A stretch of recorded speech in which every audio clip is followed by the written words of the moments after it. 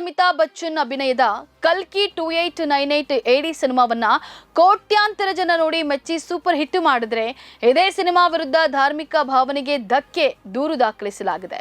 ಈ ಹಿನ್ನೆಲೆಯಲ್ಲಿ ಅಮಿತಾಬ್ ಬಚ್ಚನ್, ಪ್ರಭಾಸ್ ನಿರ್ದೇಶಕ ನಾಗ್ ಅಶ್ವಿನ್, ನಿರ್ಮಾಪಕ ಸುರೇಶ್ ಅವರಿಗೆ ನೋಟಿಸ್ ಅನ್ನು ನೀಡಲಾಗಿದೆ.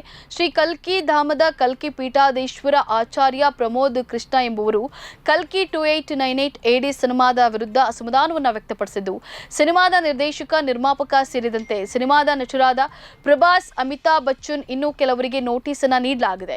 ಸಿನಿಮಾವು ಹಿಂದೂಗಳ ಧಾರ್ಮಿಕ ಭಾವನೆಗೆ ಧಕ್ಕೆ ತರುತ್ತದೆ ಎನ್ನಲಾಗಿದ್ದು, ಹಿಂದೂ ಸಂಸ್ಕೃತಿಯ ದೇವರುಗಳ ಬಗೆಗೆ ಇರುವ ಕಥೆಗಳನ್ನ, ಪವಿತ್ರ ಗ್ರಂಥಗಳಲ್ಲಿ ಉಲ್ಲೇಖಿಸಿರುವ ಕಥೆಗಳನ್ನ ತಿರುಚಲಾಗಿದೆ ಹಾಗೂ ದೇವರುಗಳನ್ನ ಸಹಜವಲ್ಲದ ರೀತಿಯಲ್ಲಿ ಬಿಂಬಿಸಲಾಗಿದೆ ಎಂದು ಆರೋಪಿಸಿದೆ.